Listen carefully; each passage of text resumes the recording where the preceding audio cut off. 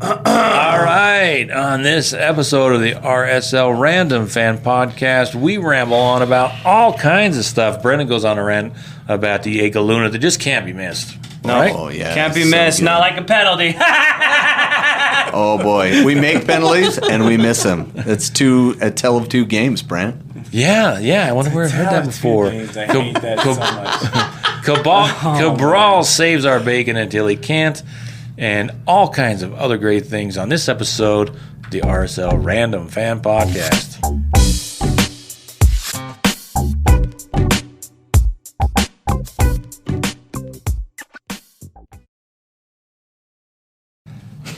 All right, let's get started. Oh, it was finally. Quinton. That's the only Let's one I get missed. started with the lineup for RSL versus Club America, Las Aguilas, the Eagles, the juggernaut from Mexico, everyone's favorite team. Everyone's favorite team in Utah. They had a ton of fans show up to the game. Yeah, that was impressive. A ton. Yeah, in fact, I read an article that said that Club America has a whole supporter group in Salt Lake, and they're one of the biggest in all of North America. Well, they had a nice big banner up the side of the stadium. Yeah, they brought it. We'll just say there was probably more fans there for them than for us. Yeah, I don't want to cast aspersions or anything, but it looked like La Barra Real was there, but maybe in a different section. maybe in a different color. Yeah. There were part of them were not there. Yeah, there were a couple of guys in the booth that may have been a little bit more excited. That's weird, right? When America was scoring. I don't understand that. But hey, it's everybody. Other people will do, and that's good. Good Happy for for them them. that the team they love was here in Utah, and just glad they were there to support RSL regardless. So let's look at the starting lineup for Real Salt Lake against Las Aguilas. Cabral was in goal, and then we had Caliscan, Glad. Excuse me, Quinton. You have to edit that out. Junqua, Gonzalez, Ruiz, Anelli, Luna, Gozo, and Gada on the bench. Hidalgo, Heda, Russell, Wolf was back. He's back from injury. Big T. Vera, Kirk Vliet, and the backup keeper. Catranis, Mark Chuk, Barea, Kobe Henry, and Ariel Piol. That's your bench. So thoughts on the game? Let's get started. Well, my first kind of worry there was Ruiz, which he ended up playing really well. So I ended up kind of eating my words, and I'm kind of flipped on him now. I think Ruiz is balling out. Yeah, we're seeing pre-injury Ruiz. Yeah, he's not making weird touches. Every now and then he'll miss a pass, but that's just soccer, right? Right. I think he's kicked off most of that rust. Yeah, it's really nice because now we have Ojeda, Anelli, and Ruiz. And they're all playing well. Yeah, that's a nice trio to work around. Yep. Because they all bring different things. Ruiz, I think he's just a little bit more offensive, a little bit forward-minded. And he's better Really? in corners. See, I used to think the same thing, but I think it's just because he can shoot that we think he's offensive. But his position on the field, he is defensive-minded. Yeah. He does not want to move forward unless the ball is near the box.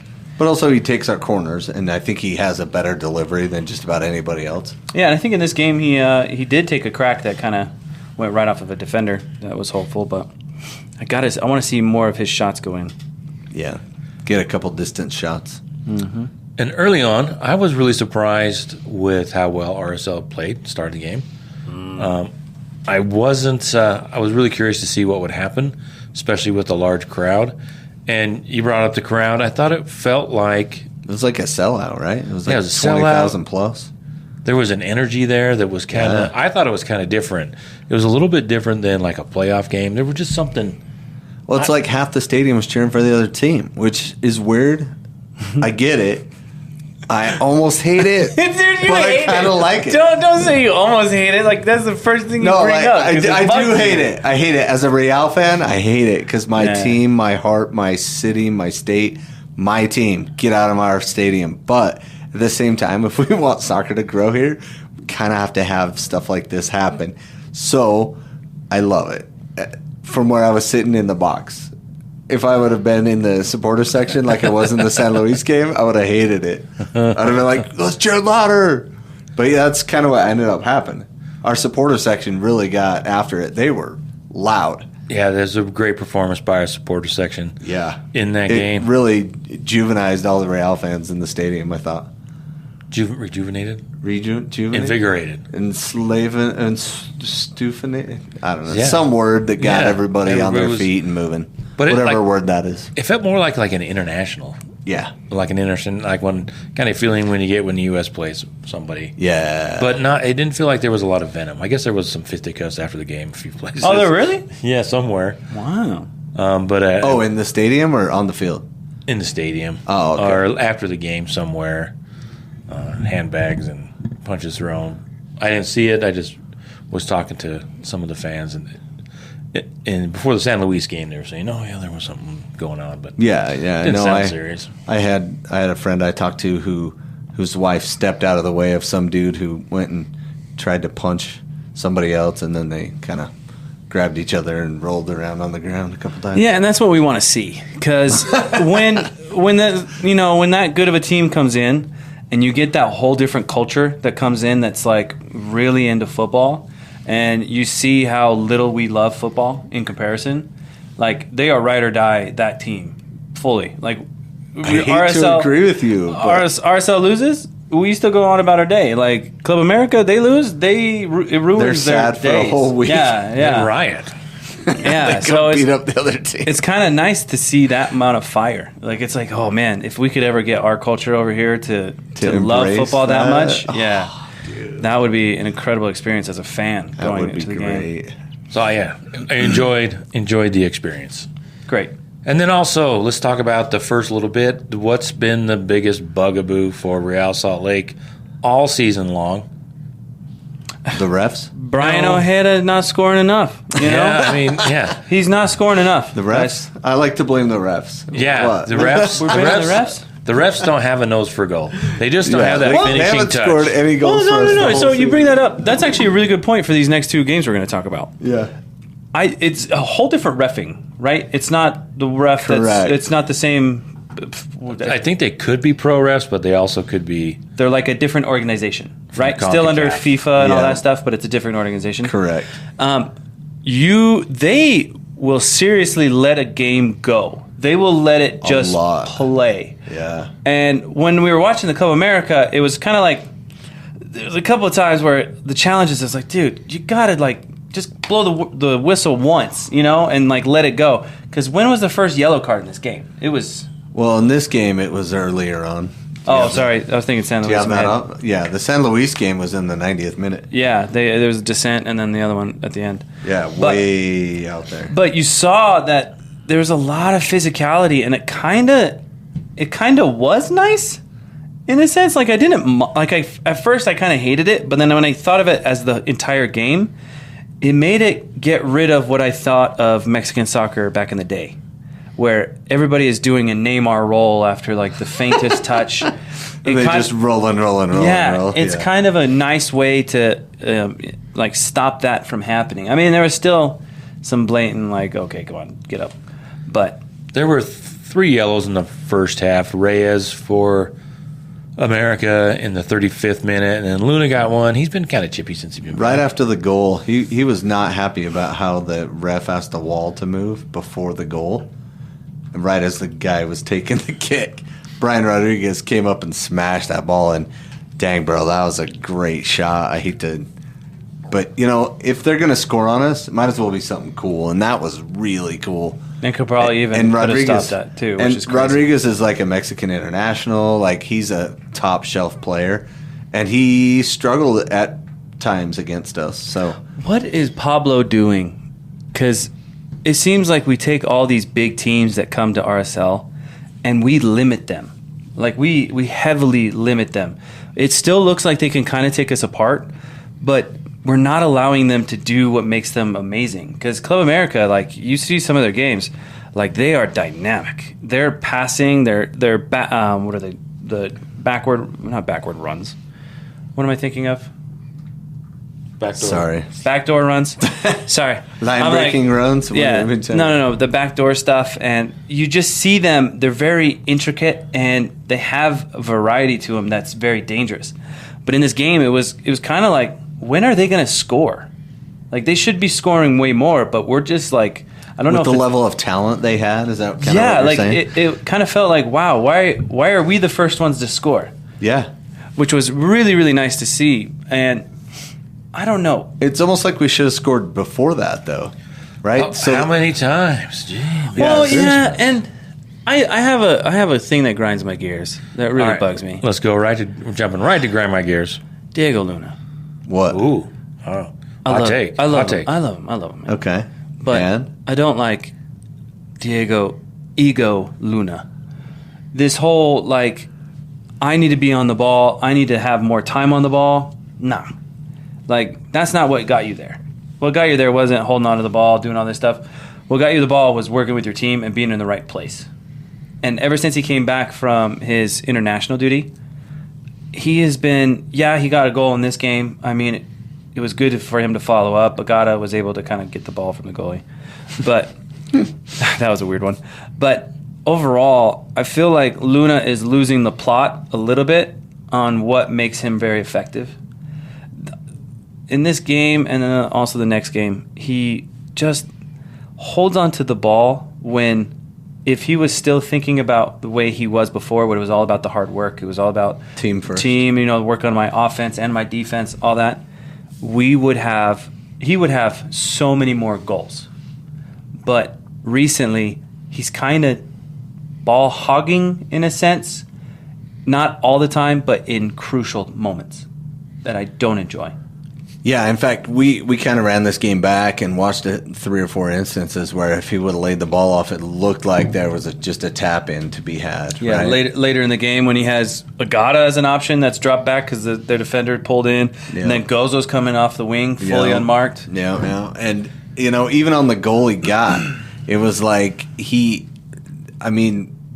probably could have scored that. Yeah, so couple things. So Diogo steps in and wins the ball, pokes it towards goal, and Agata makes a run. Now, if he takes that first time, I think he scores, and I think it's done. Yeah. And he had already had a chance like that before this setup, but he takes that touch, which is fine because you're taught as a young kid to take a touch and then have a shot, right? So you want to take that first touch and have your shot. That's comfortable. That's automatic, right? Well, he takes the touch, and he's coming across the goal, and Malagron comes out, and he's right in the way of the shot. So all you have to do is take another little baby touch, and Diogo's really good at this. Diogo's probably the best on our team at taking that next little baby touch just to change his angle. He did it in the Portland game, and that's why we beat him up there, right? Yeah. He took that other little baby touch, and the goalie had to reset his feet and stuff. And that would have happened here, but Agata didn't do that. He just took the shot with Malagron right in the way of almost the whole goal. And I was like, when you're seeing it from way up in the stand and way away, it's super easy to go take that next touch. But if he doesn't take a look over his shoulder and see that there's nobody there so he can take that next touch, he doesn't want to lose the ball, doesn't want to lose the opportunity, so he rushes the shot a little bit. It's something that young players do a lot. Diego's doing it right now. He's a young player. Gozo does it all the time. He rushes his shot when he doesn't have to. But it's one of those hardest things to do. You're in a pro game. You're going 100 miles an hour as fast as you can, and you're supposed to take a slow down touch and for your shot, right, to make sure that it's on frame and all those things. And you're playing at 1,000,000 miles an hour, so it's ridiculously hard to do. Obviously, I can't do it. I'm nowhere near that level, never have been. But it is a hard thing for players to learn, and they're kind of going through this process. So Agata takes that touch and just kind of hits it, and it falls into Malagron's armpit, right? And I can't remember if it was Luna or No, it's Agata. He just steps over him. He steps over and pushes the ball with his foot. Out. Yeah, popped it away from him. And then Diego shoots it, and their defender slides in and blocks it, but couldn't get much on it and just popped right back out. And then it was a tap in, but by then Diego was the only one on the field still running. Well, he's the only one that needed to. There's no point for the other ones. And Brandt made a cool observation.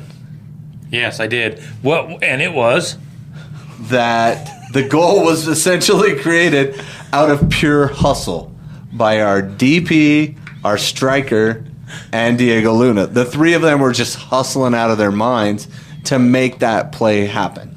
Remember when you said that? Yeah, I do now. Okay. That's very. I mean, I was sitting by astute. Brandt Very during astute. the Yeah, game. astute, so, prescient, yeah, it was that's really incredible. insightful. Way No, to I go. do remember. Yeah, we were talking about that. Yeah. It was a hustle goal. Yep, hustle goal. Then that's talking about Agata. Because I agree with Brennan for the most part on Luna. I think he's been a different player since he's come back. And I don't know why that is, but I think maybe he's Not trying. in a positive way.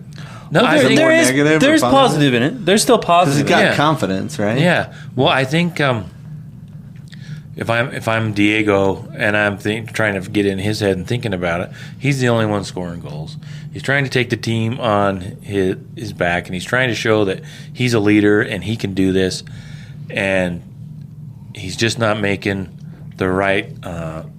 He's making fewer great decisions than he was before he left, and I think it's part of that is because he does want to be more effective and be that leader. And it's just not working out for, it's hard to cast aspersions when nobody can score on this team. Yeah, and it's not working out right now. So that doesn't mean he's not going to be able to figure it out later. No, he's still a great player, and it's interesting watching him try and take that next step, which he needs to do. Yeah. If he wants to find some spot in Europe or somewhere else to play, Mexico, wherever he wants to go. But he's super talented, and he's just like figuring things out, and it's just been different since he's been back. And to be fair, like we've scored 2 goals against Club America, probably the best team in the region, and then against San Luis, 2 goals as well. One under extreme pressure, right? We were down, the game was late, right? All that stuff going on. So we're scoring goals, and we're not giving up a ton of goals, but we're not really goal differentialing. You know what I mean? Like I like. Can I so say much. something about that? Yeah. We need to start realizing that RSL comes in sections.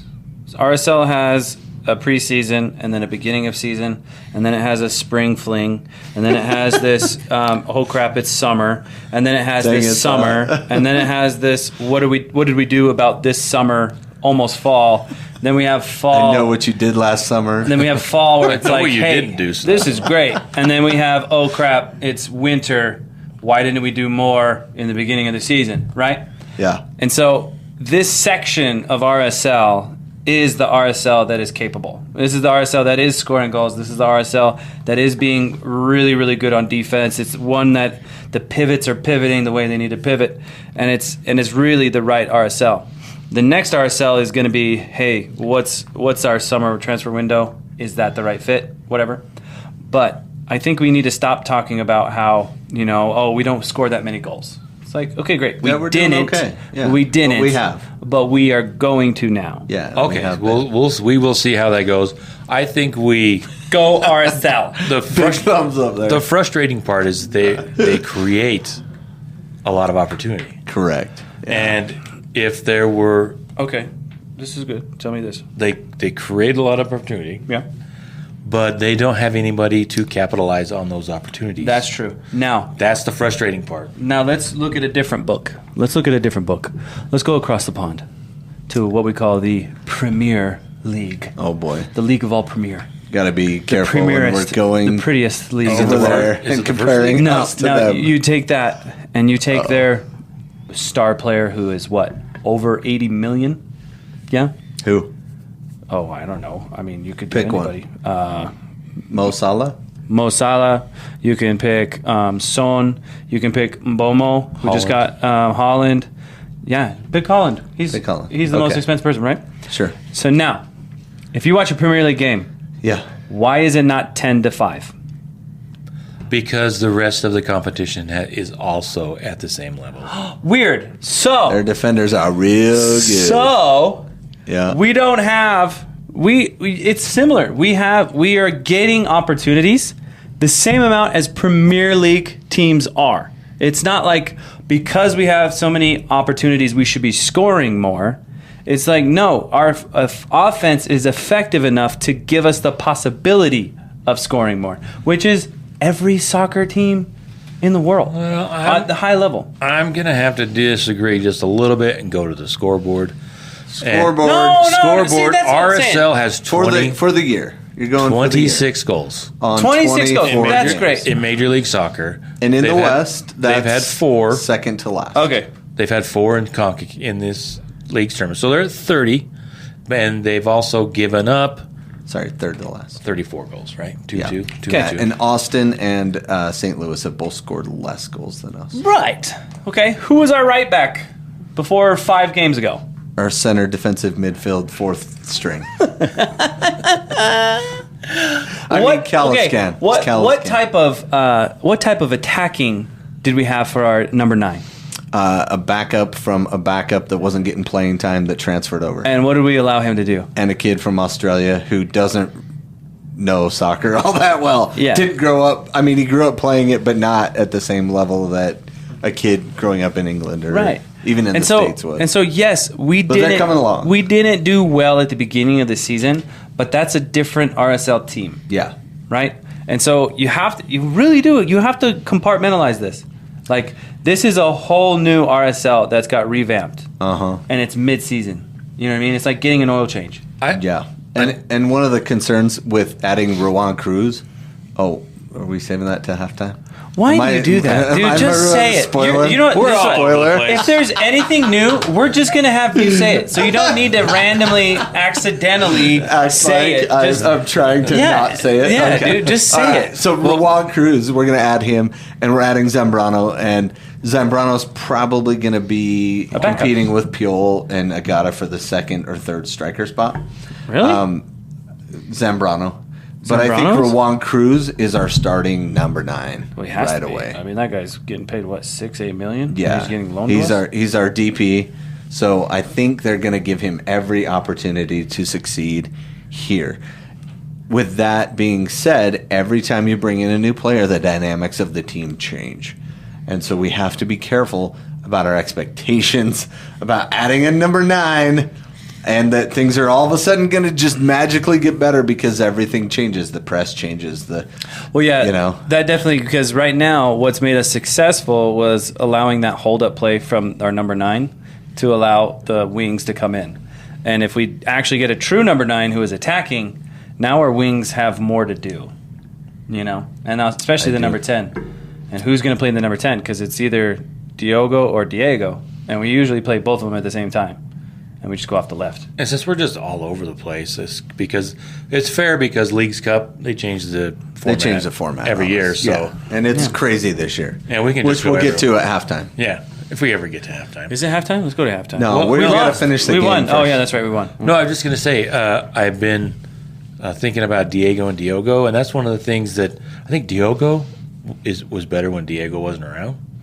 He kind of came into the game because I think they try and unintentionally or subconsciously they end up in the same spot all the time.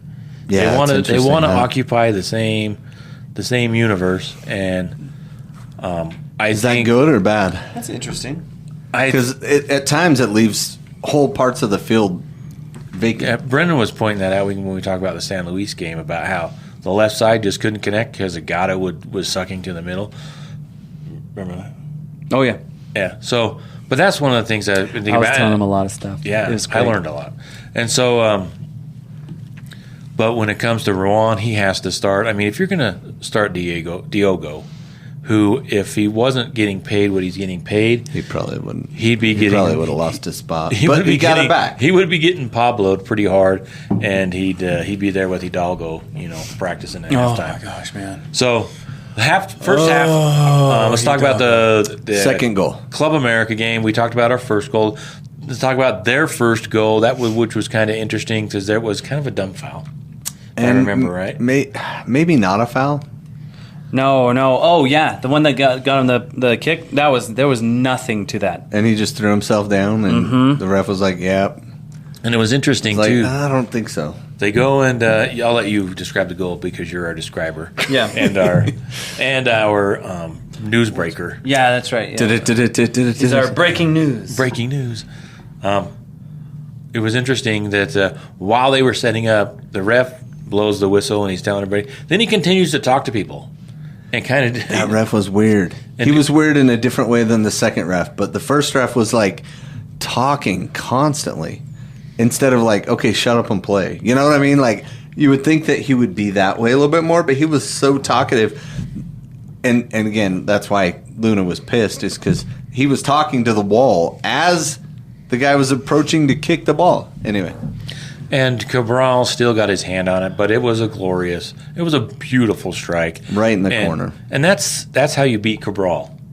Yeah. You don't beat Cabral with cheap shots. No, you're not going to poke something wussy past him. You got to really be on your game to get the ball past him. Yeah, and that's, at least this season, he's proved that you have to beat him. Yeah. Which is great, and that's what you want. And to be honest, that was a cool goal. Like, that guy hit it from way out, really hard, right in the corner. And again, if you have to give up a goal, which you don't have to, but if you're going to give up goals, at least make them be cool, so you can be like, "Wow, that was cool." And maybe, who knows? Maybe if that split second of distraction was enough, because Cabral got his hand on it. Yeah. So Cabral gets his hands on anything. It's surprising he isn't like in jail or something, dude. That guy's got the fingerprints on like everyone. Dude, he walks down and all of a sudden you like flip this up and you're like, oh my gosh, Cabral has been there. Yeah. Jeez, man. I don't think we have to worry about NDAs with Rafael Cabral. He's like the guy from Mr. Deeds. He's like, I'm very, very sneaky, sir. Oh, yeah. And then all of a sudden he shows up right behind him. Yeah, that's Cabral. We were interviewing players earlier in the season. They were asking about, somebody got talking about carpooling. And one of the guys, nobody wants to ride with Rafa because he's always playing gospel music. So he is very passionate about the RSL. They did a great 2-part article on him and his. That's pretty cool. His passion for the game and also his personal beliefs and his spirituality. So it's pretty cool. So I don't think you have to worry about, if he's putting a hand on you, it's for good reasons. Hopefully, it's one of those. Oh yeah. So the second goal for RSL, I think it was really cool because we were pushing right towards the end of the half, and I turned to Brandt and I said, "Brandt, we've got to get a goal before the halftime." Okay, I didn't say it like that, but I was like, "Dude, it'd be cool if we scored before half, right?" And then Bodie Hidalgo comes through in the end for once. What did he do? Wait, he was the one who sent it in. Right? Anyway, so ball gets kicked around, gets recycled, gets played back, gets knocked in again. I'm like, play it early. I think it was Caliscan, though.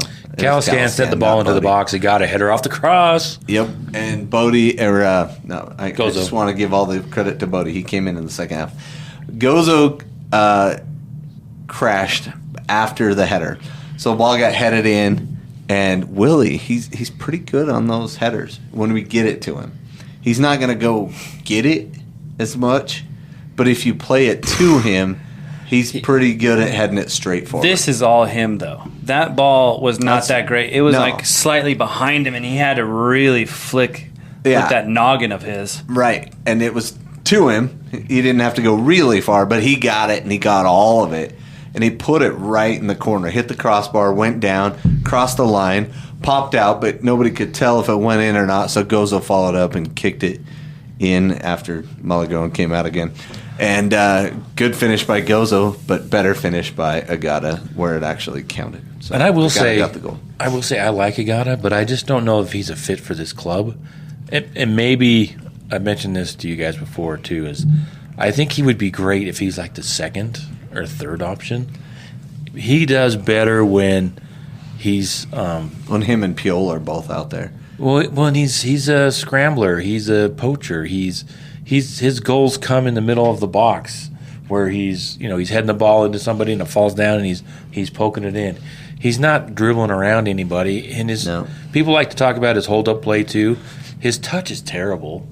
His first touch is terrible, but he's a big enough body that it's hard to get around him. But I don't think that's really where he needs to be. He needs to be that guy crashing the box after a shot's been made, and he's going to clean up. But he's not going to be you can't rely on him to be your creator and your flair guy. Yeah, your flair guy, your hold up, turn and take a few touches and take a strike on goal. He's just not. That's just not him. That's not really his game. He might do that once or twice a year, but no, he needs to be in the mixer, and he's got a magnet for the ball there, and that's where He's got a toe for goal.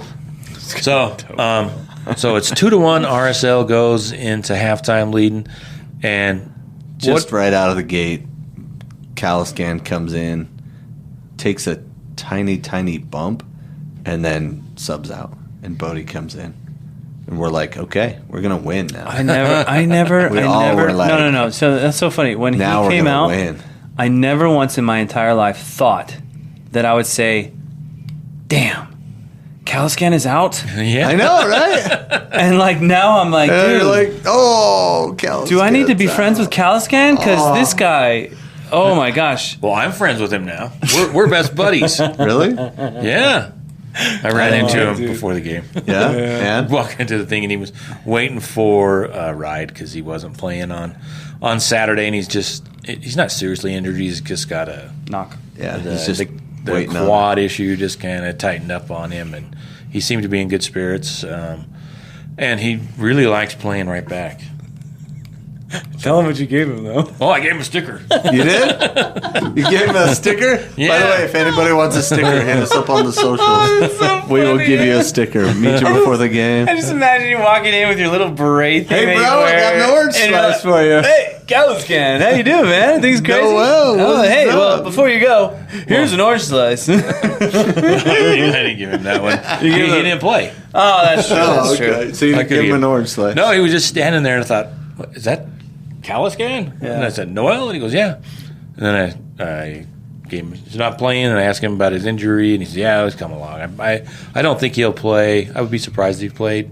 Wednesday? Well, he doesn't need to. Doesn't need to play on Wednesday. I don't think he's going to play. I wouldn't play him on Wednesday. Maybe they will, and just get him ready for Sunday in New York when they play the Red Bull. But I just had him because I've been giving him out like candy. He's like, here you go. He goes, what's this? And I says, Random Fan Podcast. And he goes, should I listen?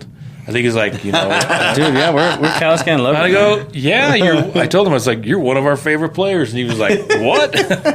Really? dude. I told him, yeah, because we can't thank you enough because we haven't talked about the right back for weeks, Right? And Just don't go too far back. Like his first couple games, we're like, what are we doing with Caliscan at right back? But we repented of our ways. He proved us wrong. I love that. we Love have it. nothing but great things to say about the guy, especially the way he kind of took that and made us eat our words if we were a little. And honestly, Bodie came on with a little bit of confidence. He came in and played really well. I thought it was interesting in the second half, Club America players like crossing each other up, running into each other. Did you see that one where they came in, like the ball was in the box and two Club America players ran into each other? Oh yeah, Like they both called each other off and then both was hit in it, the and box, like right? the ball, and the ball just skied over the goal, and they were both looking at each other like, "Come on, man, that was mine." Oh, and then they clashed heads, Yeah, and then the one guy went to go swimming. yeah. So Zuniga. the first guy, if you Or scroll up Aguirre. just a touch, Aguirre. oh, the other way's up. Yeah, right there. Linchnowski. He's Chilean. You wouldn't think so with that last name. Lichnowsky. And he doesn't look Chilean either, dude. No, He's got he a looks face Polish. to him. But he's got a Polish last name, but he plays with the Chilean national team. Anyway, he probably deserved a second yellow a couple times in this game. Oh, yeah. And he got it in the next game against Minnesota. He got two? He got 2 yellows. Yeah, dude, He he's got a sent center off. back, right? He was Yeah, our center back. He was the big tall guy. That guy was taking risks. Yeah. He was pissing me off. Yeah, he smashed a couple of Minnesota players and earned both those yellows. Yeah, that was cool. Anyway, so Yeah, so they had the injury, and the one guy had the blonde guy. I think it was Zuniga, Aguirre. The platinum guy. Gary. Yeah. Aguirre. He had the swimming cap on, which I thought was. Oh, I know. They made him put him on because he's thinking he's going to stay, and then they're like, "No, we're pulling you out." Yeah, I thought that was fun. That was then he got interesting, subbed out, and they made some subs. Zuniga came in, Martin came in, Sanchez came in, and I thought their subs, especially the ones Sanchez, I thought had an impact in the 80th minute. Because America just kept putting the pressure on, and the atmosphere in the stadium just became electric. Yeah, I thought we escaped with probably a few cards could have been issued to us in the second half. for a few dangerous plays, but they were kind of 50-50, and like you said, the ref wasn't handing out yellows left and right. He was just way easy on them. And I thought the Piol for Luna and the Vera for Gonzalez, I thought those were interesting.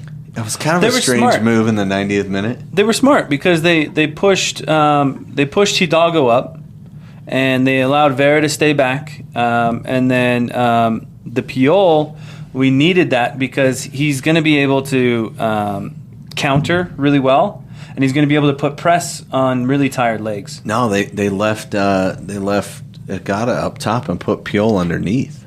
They did? Yeah. Oh, I don't know. Yeah, and Piol was kind of playing that 10. Oh, really? Yeah. Huh. And we asked Pablo about it in the post game, and he said, yeah, Piol was kind of coming in as that 10 to hopefully get a ball through up to Agata to spring something over the top, but also cover a ton of ground. Because Piol does cover a ton of ground on defense. Yeah, yeah. And he was back, made a couple defensive saves except for when we needed it. Yeah, so then we take it all the way to the 96th plus minute, and there were 7 minutes of stoppage time, so no controversy there. But seriously, I pulled out my phone and I started videoing the last play of the game because I thought the ref's going to call it after this, and I just want to video it. And I just recorded the last goal, which was so sad. Which, Glad had position on the striker, so he laid it back, and, it was just one of those knock it around. They played it around again. They tried to knock it into the striker again. He played it back again, and this time he laid it off perfect to Sanchez, who just one-timed it right into the corner. And RSL, quite a strike, Piol was a little late, but you can see he was trying to get there. Yeah. But this maybe comes with a little more experience as young players. Yeah. The urgency, it really went from RSL having a win. Well, just like a season-defining win to almost a really kind of a disappointment that they gave that last goal up, and you were thinking, oh, man, then they're going to get to penalty kicks and they're going to lose that, but that wasn't the case. Well, no, it should have been 4-1 or 3-1 before the 90th minute. There were 3 or 4 chances. We should have just had tap-ins. Diego broke away, and instead of laying it off, he toe pokes it straight ahead of him, and then you also have Agata trying to come in through the box, totally whiffing that one. Yeah. Oh my gosh, that cross. That was beautiful for him. Yeah, Luna laid it off, and the time he did lay it off, he shanked it. So the next time, Luna's like, "Oh, I got to do this myself." But Agata's wide open, and Gozo's even more open. And it's like, ugh. Bro. It's kind of the story of the season. If we had a few more people that were comfortable in front of goal, I think it might be a little different. But the exciting thing, I think the PKs were amazing. Cabral has just taken the. He's probably he should be 4 penalties. He touched all 4 and blocked 3 of them. Yeah, pretty amazing too. Yeah, it was the atmosphere in the stadium was amazing, and they weren't necessarily bad PKs. He read them, which direction they were going, and RSL to their chagrin, to their credit. Oh, okay. Had some great PKs. Ruiz came up. Glad had a nice one. He got him going the other way and just kind of.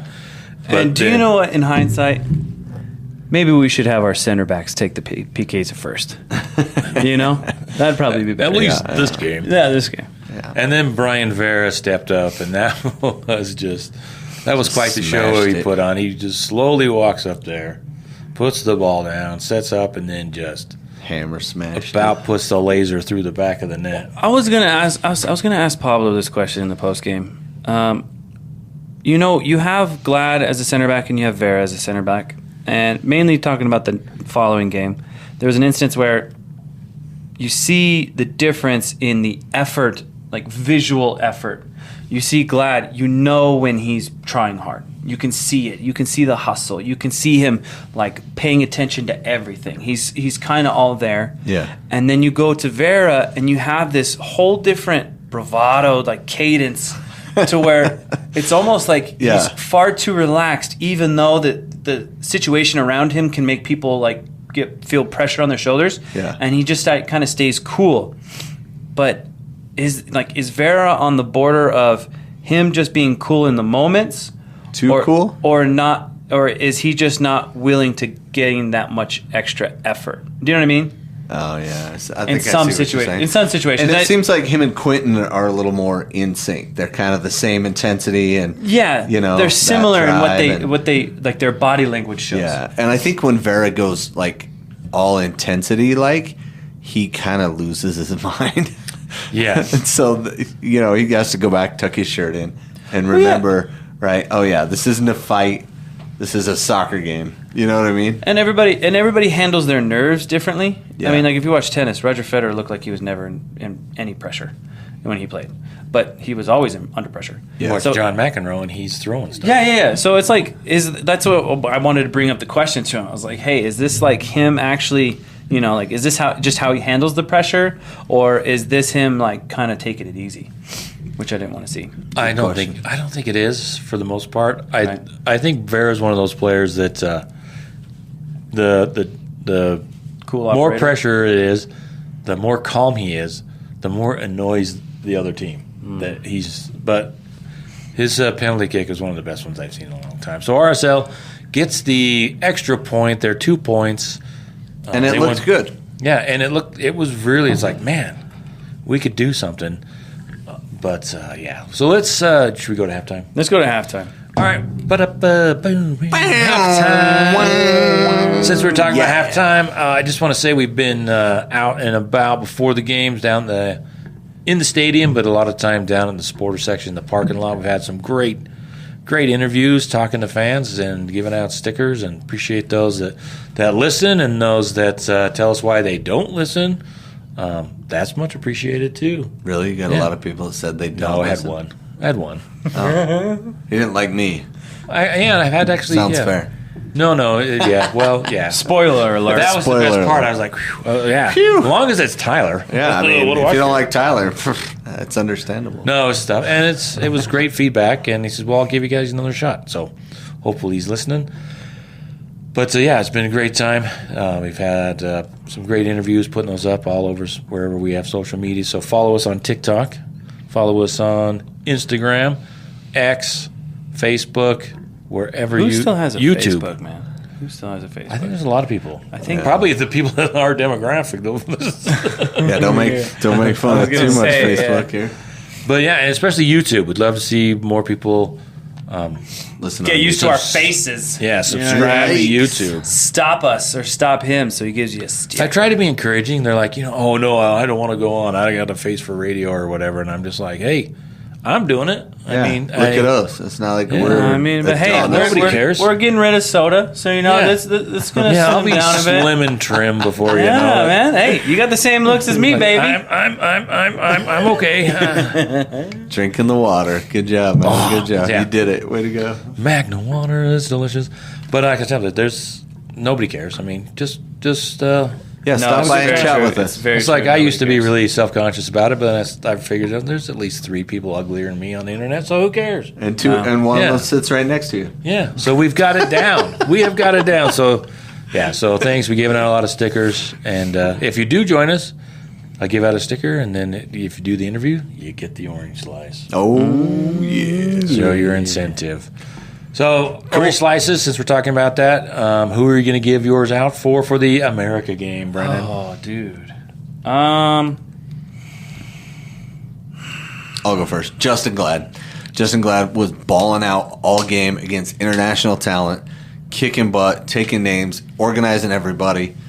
Jay Glad, amazing game. Didn't put a foot wrong in that game. Beautiful. Good job, Jay Glad. I know you're going to give yours to Cabral. Yeah, I was trying to think who else was besides Cabral, because he was the man of the match. I mean, right. I want to give mine to Gozo. Nice. I want to give mine to Gozo because it seems like when Pablo goes, okay, this is our formation, Gozo, you're going to be here. Ish. When Gozo looks where Pablo points, he thinks he's just pointing to the field because he will go anywhere, anytime, and every position. And I was telling you this in the last game. I was like, dude, I love, because he's still kind of that newer player. He's kind of he's in everybody's business, and it's allowed. But when you start getting more experience, they get rid of that. They stop doing that unless they're really, really, really pissed. But it absolutely changes the entire game in our favor every time he gets onto somebody with the ball and just gets in his business. Yeah. And I think it was this game or the last game. It's like almost every game where he gets in people's face. Well, no, he's been barking at people. Like, he's been going like this, what? Let's go. Yeah. And I'm just like, oh my gosh, this kid is from West Valley too. Like, bro. I love this. He's got a little West Valley in him. Oh, man. I love it. Yeah, he reminds me. He's all over the place. Like, you look up, wasn't he just over here? And then he's down in the corner defending, and it's like, man, he makes up for so much crap. But wait, you played with a guy like this who's all over the field, but then he never got back to his actual position, and then we got beat that way. But Gozo always gets back to his position. I think that's why he loves it. But you never played with Bodie Hidalgo. You're a little too old for him. But Gozo gets back. He doesn't only get forward and get around and hustle around, but then he also hustles back to his defensive responsibility. The thing that you don't want to be that guy. The thing that popped into my head is like, I played basketball. I wasn't any good, but I loved playing it. And it was always that one person that showed up that never played before, and they got things done. Well, they didn't get anything done except for get in your way and just run around right next to you the whole game and just bug you and it threw you off your game and threw like, oh man. See, but don't you want to go shoot the ball? But yeah, Gozo is doing everything correct in my opinion. Like, he knows he's playing the things that are, I guess, glossed over. You know, he's going in for more detail, I guess. It's hard to explain because, like, when I think about it, I just think about, like, how I play or if I do this or that. You know what I mean? Like, it's kind of hard to, like, put into words. But he is doing more where most people would take a break or a lull in play. And he's very passionate about it. You can see the passion when he's like, oh, he was so close. I had just close to And you can just see his frustration in himself because he knows he's capable of doing it and getting these goals against these top competition. And he knows it's going to come, but, man, such a good player. Such a cool addition to this team. See, I want him for another year if we can. Yeah, I would like him to stick around, too. I think Luna would be good to stick around, too. But I would give it to Cabral, but if I was to give it to somebody else, maybe Ruiz. I thought Ruiz played well. Ruiz did have a stand-up game. There was a lot of people that deserve some more slices. And he hit his penalty. Speaking of Leagues Cup, it is an interesting format. 18 clubs from MLS qualify to play the 18 teams in Liga MX. And 3 games in the group stage, and the top 4. Only the top 4 out of 18. Move on. And I kind of like that. I think if they stick with this, maybe they'll move to 8. Maybe the top 8. Maybe. But I think they kind of were like, okay, this year let's shorten the playoff part of it. Yeah. Right? Let's give everybody 3 games, and we'll do MLS against Mexican teams in all 3. And so Minnesota, us, and Portland all played the same 3 teams. So Portland and Minnesota already played Querétaro, and we're going to play them next. And then Minnesota and Portland are playing San Luis and Club America too. So Portland has won 2 games, and they have 6 points, and so does Seattle. Man, Seattle took it to Cruz Azul. 7 goals in there. I pulled up the standings when we were watching the last game, and I just turned to my dad and go, like, dude, your team, like, what happened? Yeah. There was 5 different scorers too. No way. Yeah, it was amazing. They took them apart. So I kind of like the format because it kind of puts the impetus on scoring. Emphasis and or playing. emphasis? The emphasis. You said Whatever. impetus. Impetus? Impetus? Is that a word? Yeah, impetus is a word. What is it about? What is that? And then Inter Miami has 5 points. And then here's the thing. We can pass all of these teams, but here are the teams that have to not win for us to win and to qualify. Perfect. Okay? So just the following teams: New York Red Bulls, Cincinnati, Orlando, Columbus, LA Galaxy, and Minnesota. So if all of those teams lose their 3rd game and we win, we can jump to the top. But we have to, is it goal differential? Or Goal differential. So if we win and Colorado and New York City tie, then we have more wins than we have the same amount of wins. So then it goes to goal differential. So Colorado and New York City can't win. And New York Red Bulls, Cincinnati, Orlando, Columbus, LA Galaxy, Minnesota all have to lose. But we also have to score 6 goals to 0. New York City has a minus So we're 1 pretty goal much out. differential. We're pretty much They have out. 3 points. Colorado has 0 goal differential and 3 points, and we have 0 goal differential and 3 points. Right, but they both have wins. That's why they're ahead of us. Oh, I see what you're saying. Right, and we don't have a win, so we have to win, and they can't win for us to be in the. So that's it's doable, Yeah. but the thing. So that's only 8 teams that have to not There's win for still a us chance, to advance. though. There's still a chance. Yeah, there's a Dumb and Dumber chance. A million. What's a and dumb that, and dumber chance? What does that mean? So you're saying there's a chance? Oh. Where he says, "What are the chances of you going out with me? Like 1,000,000 to 1." Oh, so you're saying there is a chance? Oh, gotcha. So that's what I'm saying. And the frustrating part is if RSL had just taken the opportunity that was there to beat, not even it's in the past. the San Luis game. We'll jump into that. If they had actually played better against San Luis, and credit to San Luis for playing well or better than us, and if we'd have won that game, we'd have 5 points and we'd be in 4th place.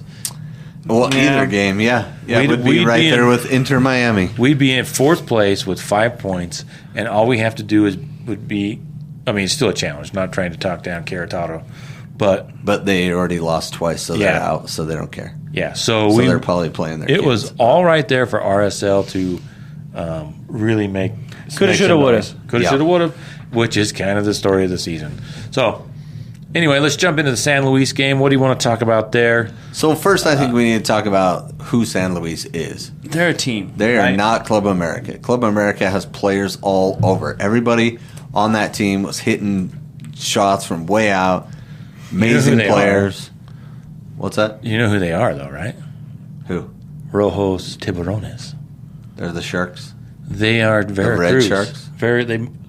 They've moved Veracruz. Veracruz is a team I kind of liked or just kind of followed because they Rojos Tiburones. Tiburones Rojos or Rojos Tiburones? Doesn't matter. Anyway. You're American. You can say it either way. Well, I'd like to say it right. And so the Red Sharks, though, is what that translates to. I don't know exactly, but it's what it kind of sounded like. I have friends that follow or from Mexico, and they were talking about one of the reasons that Mexico doesn't have promotion and relegation anymore is because the teams would get relegated, and then the owners of the teams they got relegated. Got relegated would buy the team that got promoted. And then it was just all kind of stuff like that. It was a little shady. And so I think Veracruz was one of those clubs that kind of got tied up in there. And San Luis, I think they went bankrupt, and then they started a new team, and they've only been around since like 2019 or something. 2013, somewhere there. And the coach, he talks like this. He has a lisp. Does he?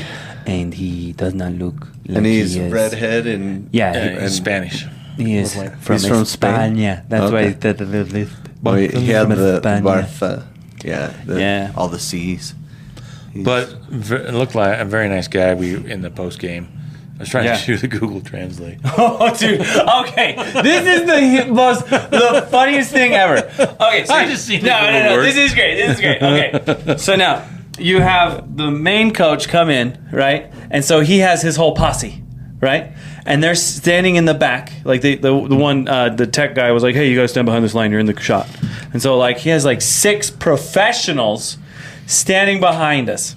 Okay, the coach of San Luis. San Luis, he's got like his posse, right? So like his all that, and then he has this guy that's like I guess in charge, like our version of Josh now. Okay, but they're all standing back there, right? This guy planted front row aisle seat. Okay, he's got his Brandt. phone. You're talking about Brandt. Yeah, Okay, this guy. He's got his phone on his stand, on a stick, and it's just sitting there, and it's super high to his face, so it's like literally sitting up this high, and he starts talking, and he was gonna record, but then he's like, Let's try Google Translate. Yeah. Let's see if So this he works. pulls up Safari, goes to Google Translate, hits record, and so all these like people that speak Spanish that are set like behind him are like looking at each other like, what is he? And he's just like, I'm just trying to see if it would work. It didn't work very well because Just holding it up. I just wanted to see what he was saying. I was really curious to see what he was It's saying. super funny though because he's touching the phone like 6 or 7 times in the middle of it, trying to be like, It "Is just this actually stops. working?" Oh man, it was hilarious. I But- kind of caught along. It was They have a real distinct style. They play smash and grab. The team that reminds me most of this team, the San Luis team, is like Sporting Kansas City. Right? Now go with me for a second. What do we hate about Sporting Kansas City? foul. They Russell? foul, Oh, they sorry. push, they hack, they're kind of cheap shot artists, right? Yeah. That's what San Luis did the whole entire game. They were half and 3/4 fouling the entire game. Every Yes. time somebody run by, they'd stick their elbow out and shove them. Every time so-and-so did this, they'd kick them just enough. Well, that's bump because 'em, that's their league, everything. though. That's their league. That's why the ref doesn't call anything. And the ref played into their hands. That's what drove me nuts about this game, is that San Luis was really just, I don't want to say cheap, but foul-centric, maybe. I like No, the right? Kansas City analogy. They're Right? physical. They're physical, and they work the referee. Oh, and they worked the game. Everybody on this team worked their tail off the whole entire game. Well, one thing if you notice, so they were running a 4-2-3-1, Yeah, and they just like us. no, we were running like the pretend 4-4-2. That's actually a 4-2-2-2 or whatever. 4-1-2-2, Yeah. 3-1-2-2. Yeah, because the pivot they usually do like Ruiz comes back. all of them go. 4-2-2-2. But they were running a really high aggressive 4-2-3-1 where their top 4 players were literally staying on our back line. So Yeah. they were trusting their back line and they were trusting their pivots to do their job. And they got in our business in the middle third like all crazy. the time. And, yeah, and that's one of the benefits of that formation. It's that formation is realistically just an aggressive way to play. And you saw that. And you saw like even when there was a counter, like 3 or 4, like they knew that they can handle it and they stayed up. And so they were very, very effective every time we got dispossessed or made a mistake. Well, let's talk about our lineup. It was a little different. We had Cabral in the back, and then Catran has Vera, Glad, Hidalgo, Gonzalez, Ojeda, Ruiz, and Gozo, and up top Agata and Mark Chuk. And then on the bench, was that really how it went though? I mean, I don't know if that no, was how we really lined up. I think Mark Juke was more on the right wing and Goza was more central. Yeah, But- they but kind whatever, of roam around. Then Yeah. Junka, Luna, Russell, Wolf, Quinton, Anelli, Kirk Vliet. We get that right one day. Marquez, Barea, Henry, and Piol were on the bench. And the game, let's see. Well, RSL scored early, right? It was about the 9th minute. Yeah, Nice pass They from- were kind of beating us up, honestly. And then we finally broke the pressure, right? Like I think your first 3 entries are San Luis shot, San Luis early pressure, San Luis shot wide. They came at us.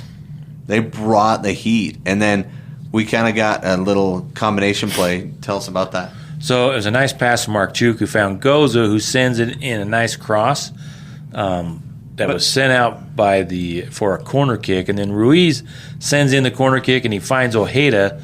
So they Just were just unmarked. unmarked. It was a great pass. Yeah, from, did you see the pick? yeah, and then that was kind of the goalkeeper was all upset because Gozo was standing in front, and then there was a defender there, and they were in front of the keeper. But then when the pass came in for Ruiz, it was a great pass back post, and there was Ojeda who took it out of the air with his right foot, I think, and just put it in the back. kicked it right And in Gozo the just back stood post. there. He Really didn't do anything. And I thought for a second, watching the replay, that they might bring it back, but he just stood there. The other guy was moving him around. Yeah, exactly.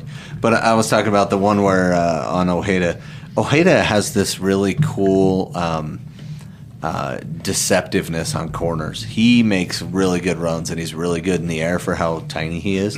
He's not a tall man at all, but he's very good in the air. He's good at seek and destroy, like finds the ball in the air and just goes where it's going. And they've run multiple picks for him in multiple games. Like, we're not giving away ammo to other MLS teams that they don't already know. But Ojeda's pretty deadly on corner kicks.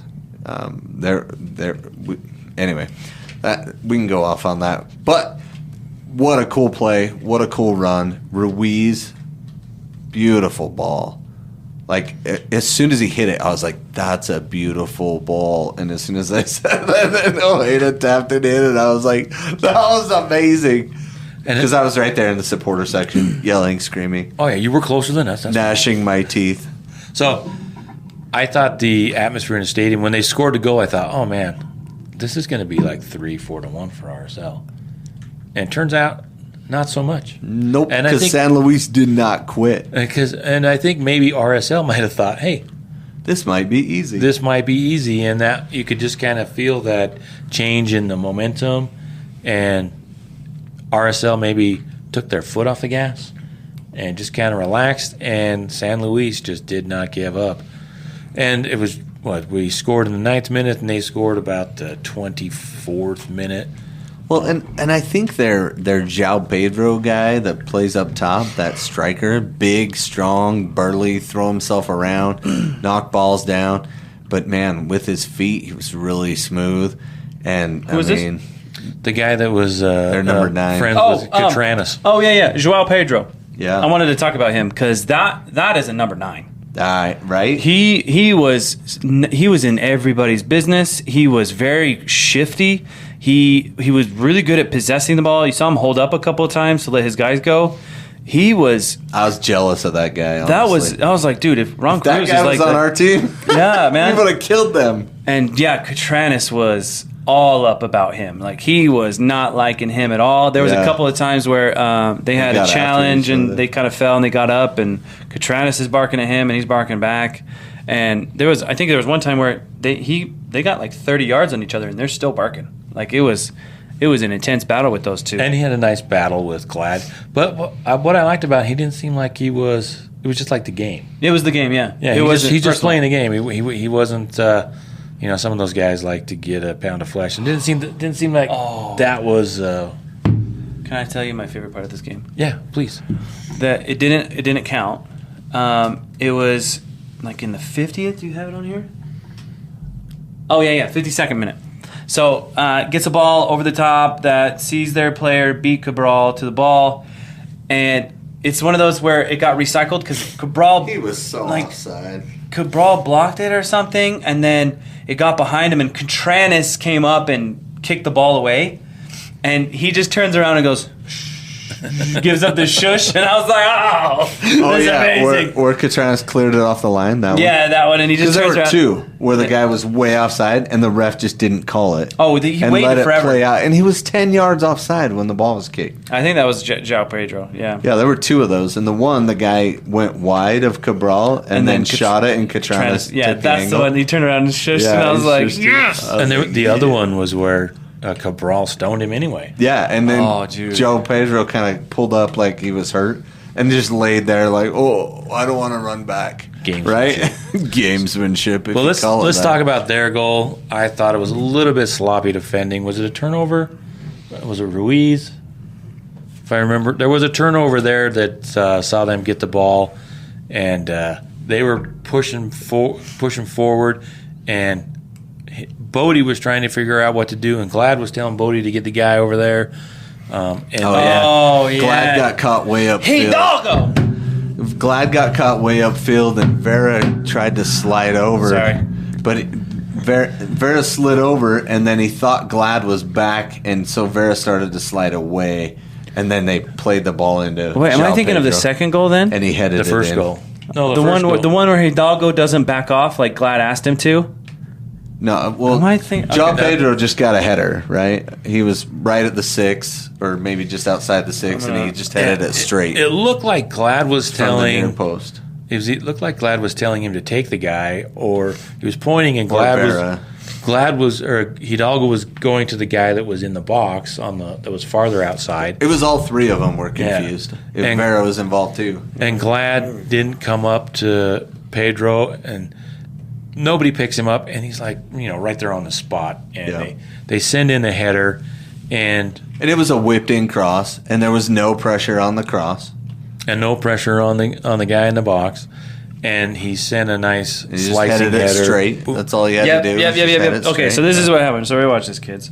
So if you're paying attention, kids, when somebody tells you, aka your best center back, to back off a guy because you're supposed to be a right back, and there is a guy on your right side coming in, so you need to pivot and move out of the way for our guy Glad to cover the main guy. But if you watch this here, Glad is going to tell Hidalgo to cover this guy coming here off the left. Yeah, see, Glad's right there, though. No, Glad is right here, right next to João Pedro. No, Glad was the guy that pushed up the field. No, he's literally right there, dude. Look, ready to watch. Yeah, So Glad look- pushed up the field and then was running back. So ready? See what? Yeah, see, they kick it across, and Glad's like way up the field. Hold on, he's gonna send it out. Oh, that's the other play where Yeah, hold on. Where they were wide sorry, I went open at backwards. the top. I went the wrong direction. Okay. Boop, boop, boop. Oh, come on. We'll edit this part out. No, we won't. We'll leave it. Okay, Diogo gets dispossessed. Okay, so Glad's way upfield. he's trying to block the ball. He almost gets a touch. Now watch him. He's marking this guy, makes a foul. Knocks him over. Come back. Now look, he's telling Hidalgo to go away. Yeah. He doesn't, so since he doesn't, he goes to cover the guy on the left, and then Hidalgo gives space because he doesn't know what he's doing. And Vera's standing right there, too. That's what Right. I'm saying. All three of them are there, you but can't- none of them are You marking can't get him. mad at Vera. Vera Look, still they're has, all three right there. because there's no left back. He has to stay in that space. See, look, Contreras is Hey. staying up, and look, this guy right here. Vera's gonna Definite miscommunication there. by Hidalgo. That's all I'm saying. Your boy. But Your boy. it happened right inside the box, right in the center of the goal. And if he just listened to Glad, and right when Glad said, hey, go left or go to your right, Terrible timing. that for body us. language, Glad would have stayed going close to João Pedro, and he would have gotten ahead to it. Possibly. Oh, no, I put money on it. So it was a great goal, and like Anyway. we talked about, that's the only way you're going to beat Cabral Yeah. is sneaking it in the side post. So it's 1-1, and I was really disappointed. At the same time that I'm disappointed in Bodie, the right side of the attack with Bodie and Marchuk was better than the left side with, like you were pointing out, where Agata just wasn't. Diogo had nobody to give the ball to. There wasn't a lot of combination play over on that side. No, he didn't connect very well in this game at all. And Marchuk and Bodie did a little bit better on this side, but Marchuk, I don't know what's happened to him. He doesn't have a left foot, and he won't go right, and he won't go left, and he's really he sent struggling. 2 really good balls in, but other than that, he didn't play great. And I thought, I think on the second one wasn't on the second goal, Bodie was up top too. I think so. It's 1-1, and then we go down 2-1. When was that? Look it up. It's not my notes. Probably should. Oh, so why you look for the notes? So it's 83rd minute, right? San Luis breaks down the left side, cross slices across the box, finding a crashing San Luis player whose point-blank shot is stopped. No, that's not it. No, that's not it. But one thing, when you bring up Hidalgo, can I see the... never mind. That's You want to fine. see Hidalgo? I want to see our formation again, but I can pull it up because I have They the had stick. 4-4-2, but they just kind of roll around. Well, so the biggest thing is Ruiz is our central pivot. He's kind of like a center defensive mid. Ojeda was kind of like our organization in the upper third. But what we saw was Gozo being able to move so far. Like he was able to go from a very attacking position to a midfield position all the way to a defensive position. They were able to work the ball up the right side incredibly well, and they also were able to work the ball centrally to the right, which was really, really effective. But when you had Agata stays central. He does not like to favor the left. In this formation that we were doing, we were kind of wanting him to be on that left side to favor the center, but he just stayed central. And so it eliminated Contreras from ever being effective because he needs that number, that wing or that attacking player to come back a bit. And you never saw it. And it was a huge, huge issue for me when I'm watching this formation. Because Contreras is one of our better offensive players. He's a really good fullback. Yeah, he whips that ball in really well. He whips Gets that it ball. really dangerous. He's willing to dribble. He's willing to cross. He's willing to come back to move forward. He's willing to stay in a triangle pass formation. He's to set really good at mixing up his attack. Yeah, really good at he's that. incredibly Yeah. good. But when we had Agata at the top and then Gozo's favoring the right side, it was like we were eliminating a humongous chunk of an upper third that would have really hurt San Luis. Yeah. Like really, really hurt them. And you saw Diogo too. Diogo was kind of doing almost the same thing Gozo was, where he was willing to get out of his normal position to help out. And I just did not like that, man, from Agata. Like, Well, we kept getting countered on. They were countering us and getting in behind us and doing all sorts of crazy crap. And it was like, oh my gosh, we look like we're going to get scored on any second. And they had chance after chance after chance. And this was just after halftime. And I was like, oh my gosh, we look so disorganized. And then Pablo did something he hasn't done for a long time. He went to the bench early and often. And in the 56th minute, he subbed 3 players. Gonçalves, Mark Juke, and Ruiz all came out. And in came Manelli, Russell, and Luna, and the game brilliant changes. changed. Absolute brilliant. And we pretty much dominated the game after this. And I know we gave up a goal, but we played so much better with those 3 in than those 3 that went out. You have to be a Russell fan. Oh my gosh. Yeah, like that guy absolutely changed the game. He it was incredible. Like the way he changed how we move forward. It's like he opened up another dimension to our passing. Yeah, he keeps finding that pocket, and we hate that pocket. I don't know why it is, Yeah. but the guys that normally play hate that pocket of space that's in the, what would you call it, the channel. It's like the channel underneath, Yeah. right? And he kept finding that pocket on the opposite side and kept getting open, and then would ping it to him, and he can control it because he's a veteran. Yeah, he's got Right? touch, man. Yeah, so he's bringing it down and turning quick, and then he can play balls in because he's got really good passing and finishing. But yeah, so He earned the PK. That was a brilliant move, cutting through a lot of give and go and him slices, and Luna and Anelli, slice through the it was middle. basically those 3 that earned it. They were And the he- 3 that came on. And he gets taken down, and so we get the PK after a 45-minute review, it seemed like. And so Luna steps up to take the PK, and thoughts on the PK. Yeah, so I went and watched that, and from the moment that the PK was called, it was like 62-10, okay? Till the moment we took the PK, 66-23. It was almost 4 minutes. Can you believe that? Yeah, Like, because it was Catranas nuts. wasn't this Catranas And it holding the wasn't ball. even, and it wasn't even, they didn't even say this play is under review like they do in MLS. They didn't say that. So if you're just sitting there in the stadium, you're like, this is stupid. The ref has no control over this game. He's letting them do whatever they want. Catranas is holding the ball over the spot. There's 10, I swear, 10 San Luis players in the penalty area. It looks like chaos. It's very frustrating from a fan perspective.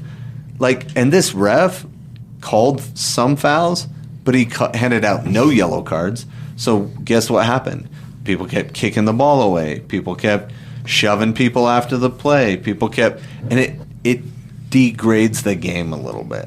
Nah, you can't think that because you got to think about what they would do if the ref were to try to control the game. Right. So there was that one play where I can't remember if it was Anelli, Catranas. Anyway, we just cleaned the guy out. Catranas. Oh, no, it was Vera. Vera. Totally stopped Blindsided. a promising attack. Just Yeah. blindsided the guy, decked him almost. That's when I turned And it out. I was like, that's how's a that yellow, not a right? yellow card? That's right? a total yellow. And there were 3 plays like that on us where they just stopped a promising attack, and the ref's like, nope. Well, also the gentleman didn't foul call a that yellow Catranas card had at too all. on their counter. Yeah. There was a lot of letting things go. There were probably 5 yellow cards in this game. But to get back to the PK though, we need to Yeah. get back to the PK. So I got distracted by the ref. Yeah. My bad. that is Yeah, if he goes the opposite way, that's an okay PK, right? But I've never seen a PK like that. Well, it's part of the setup, right? That whole thing. Well, I'm talking about that. I'm talking about his quality on the PK. He's hitting a ball with topspin. So he's deliberately hitting it straight there. It's a pass. It's topspin. He's not putting English on it. He's not curling. He's not getting the toe around. He's not hitting the laces. He's literally shoving it, going upward and hitting it down in that direction. He aimed right there. Yeah. That I've never seen before, ever.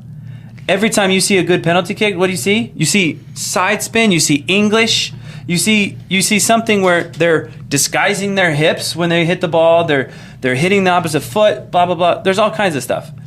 That was not a good PK, in my opinion.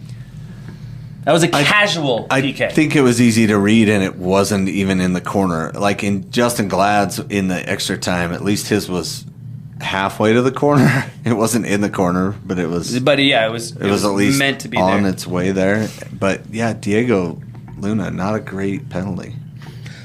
And so that kind of had an opportunity to really amp the game up, and we missed it. And so that kind of gave San Luis some life. RSL still had chances. There was one where they got one-on-one, and Gozo had the ball, and he got it to Luna, and he did a spinning move in the box, and there was 3 guys on him, and Oh my god! I was like, "What are we doing?" Yeah, and he spins it instead of giving it back.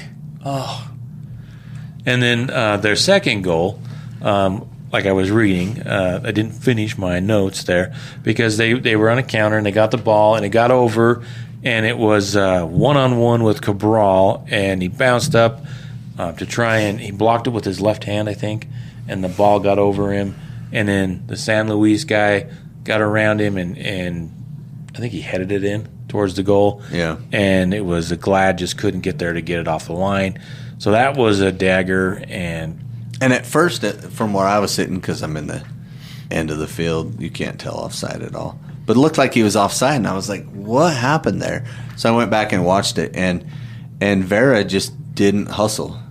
He just didn't hustle to close that play down. He didn't run with his guy. He was like, oh, they got him. Oh, and then he was like, oh, crap, I got to go. He got and his he was 2 foot steps on late. it. And just barely clipped it. It barely touched his foot. And it barely touched his foot, and it went into there. See, but that's what brought up my question from before. Because I was like, it didn't look like he was trying to stop that ball with everything he could. Right, he didn't slide or go He all didn't out reach for very. it. It was still kind of in his stride. Casual. Yeah, dude. That was the one where I was like, And there was another play after that where Glad got beat with the ball bouncing over him a little bit because he misplayed it. Yeah. And Cabral just comes out and takes that ball right off his foot. I don't know if he got injured, but I think his hand hurt there. oh, that's the one where he dove forward for the next challenge. Right? Yeah. And Glad was so quick to recover on that he was pressuring when the guy ended up laying it off because Glad recovered so quickly. You got to give it to Glad in this game. Glad and who's the other guy? Because there was 2 guys that I was like, dude, they're working their butts up. I think it was Gozo and Glad. Yep. Both of them literally put in some work. Like Glad especially. Like I was so proud to watch that guy. Like he deserved a finish where it was off of his foot. You know what I mean? Like, the only thing that he didn't do well was his penalty kick, right? Like, which was saved.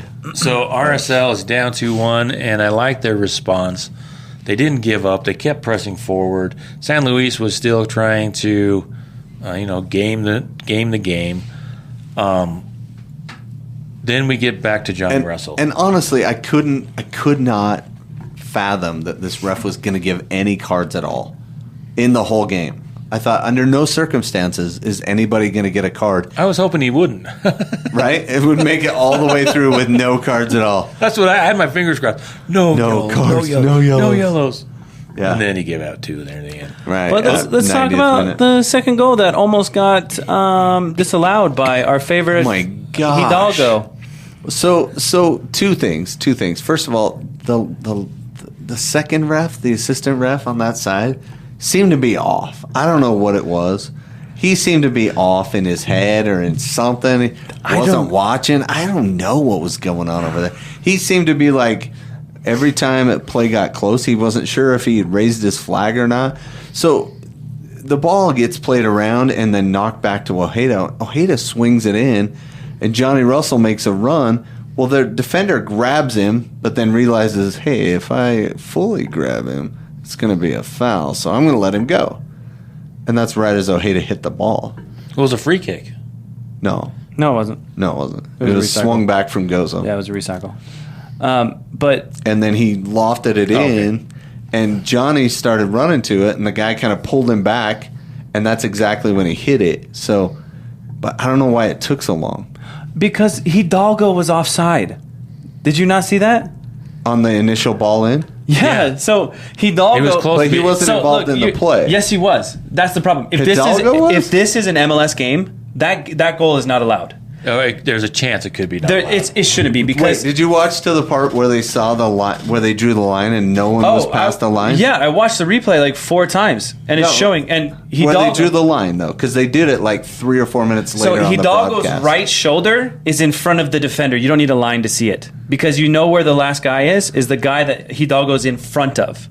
So Hidalgo has a shoulder off of that front guy. But everybody was watching Johnny. Russell is inside. Hidalgo's back door. Defender that puts everybody supposed to be on onside is right behind Hidalgo. Hidalgo's right shoulder is in front. You can't see the defender's shoulder. So that's clear and obvious that he is offside.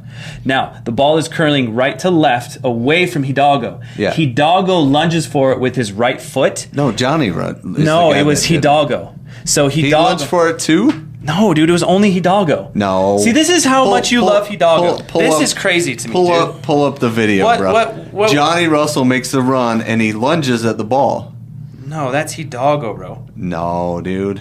Johnny Russell, crazy cool hair and everything, bro. Hold on, I don't have YouTube TV, so I got a commercial. 1 second. You're good. You're good. I got it right here. I got an advertisement about tires. Continental MLS Continental sponsor. tires. Don't worry, it's only a 7-second commercial for a 30-second ad. Right, here we go. See, throw in. Catranis plays it in, knocks it back to Ojeda. Ojeda, so do you see where Luna, Hidalgo Hidalgo. is? That's Johnny Russell's clear to the left by Ojeda. Do you not see him? They're literally hugging after the play. That's Johnny. Who's that? That's Bodie Hidalgo. That's Bodie. My gosh, dude. What? So yes, it's Bodie Hidalgo who is offside. Okay, you're right. Yeah. And he makes a Sorry, lunge. I thought it was Johnny. No. But here's My bad. the biggest thing, though, is if can you edit that watch out, the goalie, the goalie is playing Hidalgo. Right. That's clear and obvious that he is assuming Hidalgo is going to He's touch gonna that take ball. that touch, and yeah. so he gets flat-footed, and then the ball goes past him. And that's a VAR, that's a no goal. Always. Always and forever, that's going to be a no goal. But if you kept watching, 4 or 5 minutes later on the broadcast, they actually showed the line when he hit it. And the line when he hit it, He was on? onside. Oh, see, that's okay, maybe, but still. Because I sat and watched it after. I'm like, they got to have an explanation for this somewhere. And the broadcasters didn't have an announcement for it. And I was like, what are they doing? There's no explanation here. So I kept watching. And finally, they showed the line. And they were like, hey, here's the yellow line, here's the red line, and here's the defender. I would love to see that. The defender kind of like grabbed him and stuck his foot back when he grabbed him to slow his momentum with his arm. Or Bodie probably would have been offside. But the announcer said Johnny Russell, so that's why I was thinking Johnny Russell. But it was Hidalgo, you're right. Yeah, and so So they showed the lines. He was not offside, and the goal was valid. That's good. but it also took a long time. Took so long. And by then you're like, what is happening?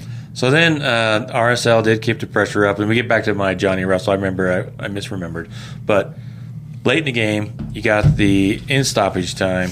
You've got the veteran, the tough veteran. He gets the ball clear over on the right side, dribbles up and around. He's not. Yeah. He's going to take this game on. He's going to show these kids how to do it, and works his way up to the All the way corner of around the the box. left, yep. Corner of the box, gets himself fouled, gets the free kick, and you're thinking, man, we're going to Club America this. We're Yep. going to get that last second goal, And we didn't. Diego kicked it right into the wall. Again, trying to do too much. And they cleared it out, and then we took the throw in, and that's what led to the goal. Just give it to Ojeda. He has 3 goals in 3 years and has 2 in 1 game. And then, like that's, it was just give it to Ojeda. Wasn't that the one where the free kick? Oh, it was later in the 99th minute when the ball came in and Piol. Oh my gosh, dude! I literally was on the bike. Oh, dude, my heart dropped. Oh my gosh, Dude, this guy. he's gonna get one of these. He's gonna get one at the most his only pristine time. No, it's not. Stop saying that, pessimist. So it's honestly it came out of nowhere, and that was what's so brilliant about it because he's like there's another RSL player, San Luis, and he just goes for it, bro. It's just far enough in front where they can't do anything really. Yeah, so but the bicycle kick is like honestly like the only option. Yeah. And dude, he's like what, like that far from the post? Like he almost 2 or 3 feet. He almost makes this game a highlight for like the entire freaking Leagues Cup. Oh, yeah, that would have been cool. that would have been really sick. It would have been cool, and RSL would have walked away with 3 points, and they'd be in 4th place right now, and we wouldn't be talking about the disaster that was the penalty kicks. Yeah, they were a disaster. That's enough said. Veramis, And Glad dude- missed. Russell scored, and they all made theirs. But dude, but then also Cabral almost blocks the first one. Like literally, he pauses after because he's like that one. He got his could have hand been- on it. Yeah, that could have been mine. He guesses right the next one. I don't think he guesses right on the third. No, it was the 4th Third one, he went wrong. The third one he went wrong. No, I think it was the last one. Last one, he went way wrong. No, went the wrong way. He went right. He went the right way every PK in the American game and this game until the last one. To the last one. Yeah. Yeah, And that's then- crazy. The guy That's crazy. is just great. So RSL with 2 interesting games. One was more exciting than the other. They had the opportunity to really make a mark in this Leagues Cup, but unless, like we pointed out, 47 teams don't win in the next round, and RSL, I mean, so we'll see what they do. Don't cheer for MLS teams in the next round. Yeah, don't do it. Or do. Or don't. Or do or don't. So Not if you're an RSL fan. frustrating week that ended with the 2 games. We'll see what they do on Wednesday.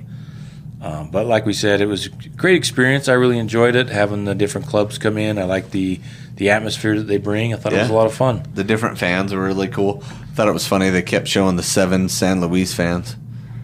All 7 of them kept showing up on the Jumbotron and stuff. Well, there was plenty of them too. So, but They weren't together. Is kind of my point. You know, And it wasn't kinda like scattered throughout. Club America, which was on a different level, even for RSL. I mean, It was kind of cool. A great thing to aspire to as a club. So, anyway, we should have done better. We didn't. So now we'll see what happens on Wednesday. Are they going to send in the scrubs, get some playing time, give some guys some opportunity that might not? Maybe Rowan will be able to get in there and make his debut. Hopefully we can Rowan see Cruz. Barea, because I want to see Barea get some time because that guy's been working hard with the Monarchs. Who's the other? What's the other guy? Wolf. Oh yeah, that's the one. Get T Wolf back in. I love seeing him because that guy can do stuff. Like, why isn't he starting? What about our guy that's not afraid of sharks? He's gone. He's gone. I know. Sad. Sorry, Oh, lost it. and also Axel Kai Yeah. said goodbye. Yep. Yep. He's, Yep. He signed at 14, I think, years old. I think they said he is 14. Is that No, verified? he's They're not 16 or sure. something like that now. He was signed at 14. 14. He's been with the club for 6-7 years. No. No, he's been at the club for like. Like Well, I think 3. he's been in the Because academy. he's still not 18. Hold on, let's see. Axel Kite. Anyway. But, you know, he's Good luck to him. Hopefully Good he luck, figures it yeah. out. And just want to say, thank you for listening. We 17 years old. We kind of yammered on and on about these last 2 games. Lots to talk about. But please follow us on all the social media. Subscribe to YouTube. You can go check us out on Hooligan Soccer as well. on the network. Lots of places you can find us, and we'll say thanks for listening. See ya.